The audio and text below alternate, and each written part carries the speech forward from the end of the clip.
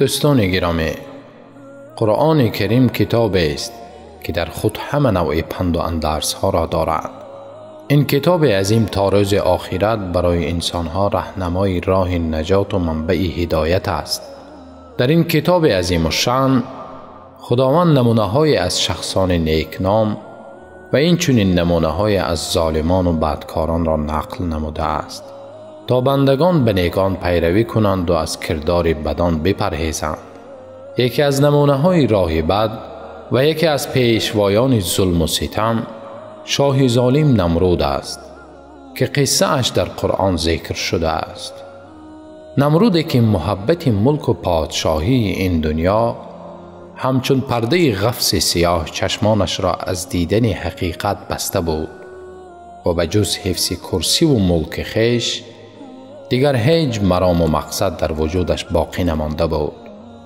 ملک و شاهی او را تا حد مغرور کرده به قعر کفر برده بود که دعوای خدایی میکرد.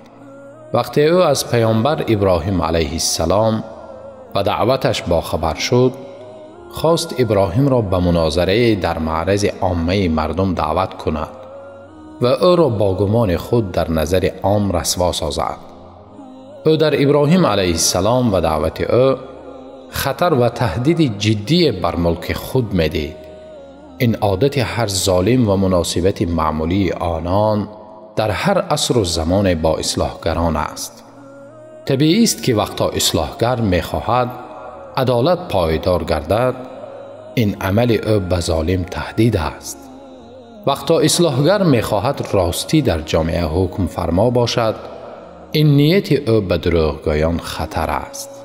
ابراهیم علیه السلام مثل هر پیامبر دیگر نه دعوای ملک داشتند و نه آرزوی سلطنت. تنها میخواست ارزش‌های اخلاقی پایدار باشد و حقوق بیچارگان محفوظ ماند. اما همین نیت کافی است که نمرود او را خائن و کاذب و مفسد اعلام کرده یا قتل کند و یا به زندان اندازد. نمرود با لگنبرداران اطرافش نقشه کشیدند تا ابراهیم دعوتگر را به جای دعوت نموده پیش مردم او را با بحث و مناظره مغلوب سازند. ابراهیم علیه السلام نیز این را فرصت خوب برای بحث و مناظره با این دعواگر جاهل دانسته دعوت آنان را پذیرفت. این چنین او میخواست بار دیگر دعوتش را به گوش مردم رساند و پیش خلق حقیقت این شاه حقیر و ناکس را نشان دهد. نمرود محفل آراست و بحث میان خلیل الله علیه السلام و نمرود آغاز گردید. ابراهیم از توانایی خداوند یکتا مثال آورده گفتند: خداوند من ذات است که قدرت زنده کنانیدن و میرانیدن دارد. نمرود با غرور خاص پادشاهان امر نمود. دو زندانی را حاضر نمودند، یکی را عفو کرد و دیگری را حکم قتل داد و او را کشتند. گفت: من هم میراندم و زنده نمودم.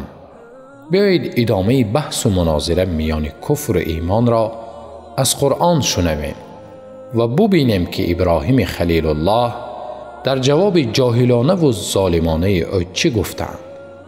خداوند در سوره بقره این مناقشه را حکایه کرده چنین فرموده است: الم تر الی الذی حاج ابراهیم فی ربه ان آتاه الله الملک اذ قال ابراهیم ربی الذی یحیی و یمیت قال انا احیی و امیت قال ابراهیم فإن الله یأتی بالشمس من المشرق فأت بها من المغرب فبهت الذی کفر والله لا یهدی القوم الظالمین.